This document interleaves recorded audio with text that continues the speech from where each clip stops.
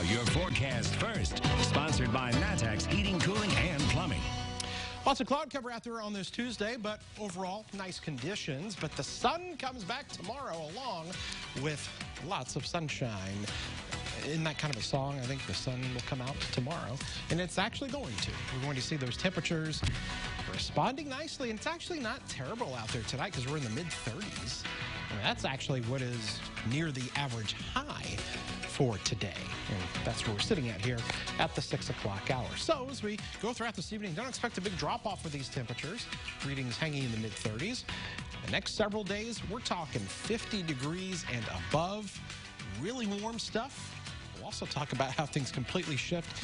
We may have some snow in the forecast by the end of the weekend. That's coming up. WCIA 3 News starts right now.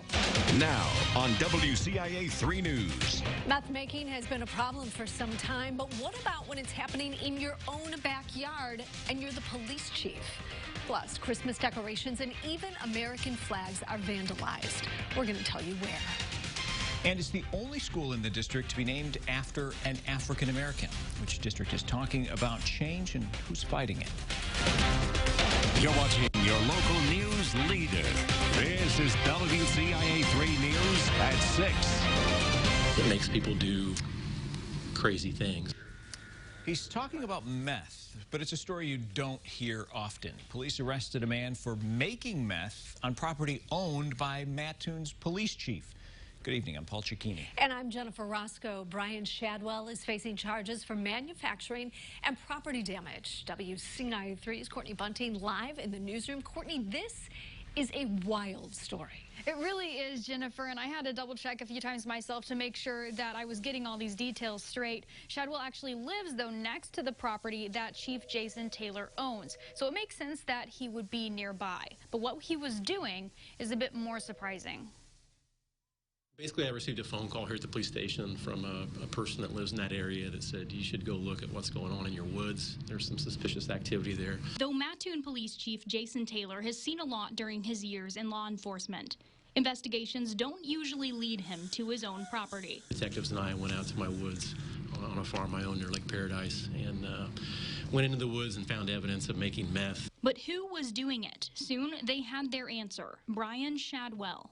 Police say Shadwell rode onto Taylor's property on this lawnmower with a chainsaw in the cart. He was removed from the lawnmower and placed on the ground, placed in handcuffs because he was already wanted on some outstanding drug warrants. Though they don't often happen on Taylor's property, he says these types of arrests are all too common. It's been a curse on our city, not only our city, but cities throughout the Midwest. Which makes understaffing issues even harder. Our department's currently at levels staffing-wise last seen in the 1970s. Since that time, demand for police services and call volume has tripled. And if they don't hire more people now, he's afraid there will be serious consequences. We've got 6 retirements coming in the next 11 months. We've got a lot of turnover coming, and we need to replace those people. It's vital that we replace those people. If we do not, the public must understand that we're going to have to pull our school resource officers out of the school. We're going to have to pull our drug task force officer out of the drug task force. Now is not the time to be making any of those adjustments. Shadwell was also cutting down Taylor's trees on his property to use for firewood. Taylor says he was also Shadwell was using the chainsaw that he had whenever he met with officers, whenever he was arrested. That had been stolen. They also found he had another one, and that one was stolen as well. Live in the newsroom, Courtney Bunting, WCIA 3, your local news leader. Courtney, thank you so much. Now, Chief Taylor mentioned those staffing shortages. He explained they would like to have 42 officers, but they can deal with 38 that they have now. If they go below that, and with retirements they will, they'll have to cut positions like SROs. This is a follow-up. Police are still collecting evidence for their investigation into a youth pastor and an assistant football coach in Taylorville. Zachary Crowell was charged with grooming minors for sex. Detectives seized computers and other electronic devices from his home and offices at the Taylorville Christian Church yesterday. Police tell us the evidence they've reviewed shows Crowell was trying to arrange meetings with 13-year-old boys for sex. The Christian County Sheriff says they believe more victims could be out there.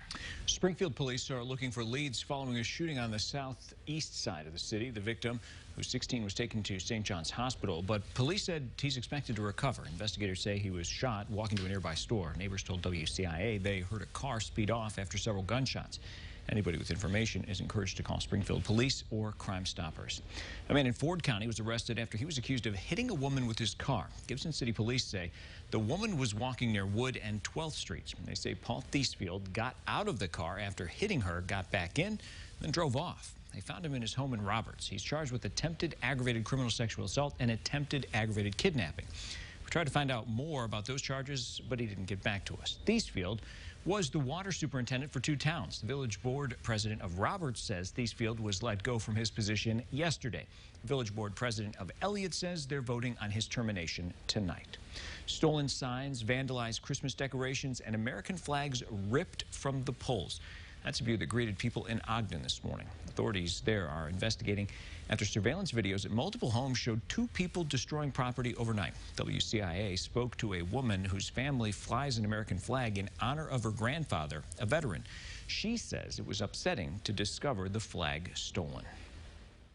I was always taught to respect the flag. I was a Girl Scout, and, we're taught to properly fold up the flag and to take care of it. And that to me was just different than it was with, ornaments or whatever the case may be. So it's just, it's sad. She says Ogden is a small, close-knit community, so people are on edge after seeing the damage. She and her mom are relieved no one was hurt. A nursing home in Springfield is dealing with a coronavirus outbreak. Right now, the state is reporting 8 cases at Heritage Health and 2 deaths.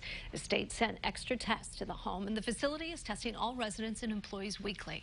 They're also testing them if they start to show symptoms or if they're exposed to someone who's positive. The state is reporting more than 7,900 new cases. That makes more than 804,000 total. The 7-day positivity rate right now at 11.8%.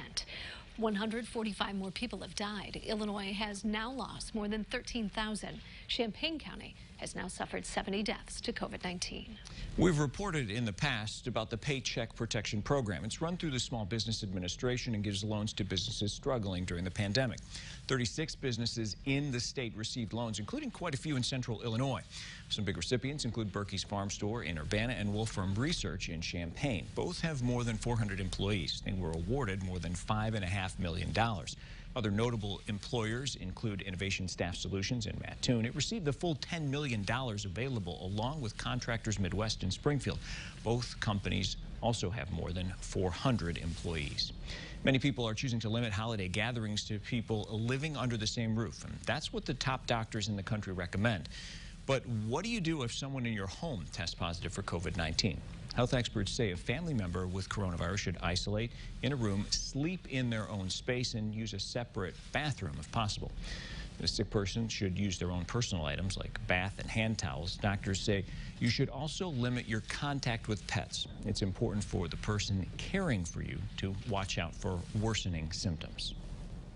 If the person becomes confused and they're not normally confused, or if they're really having trouble breathing, or especially if their lips look blue, then you should get emergency help right away. Experts say confusion can indicate lack of oxygen to the brain. If a sick family member can't be in their own room or space, doctors say opening windows is critical for air circulation. Make sure to wear a mask and gloves while interacting with and looking after that sick person to avoid infecting yourself. It's another top 10 showdown for the Illini, how they are hoping to rebound against Duke. Also tonight. He is history in Decatur.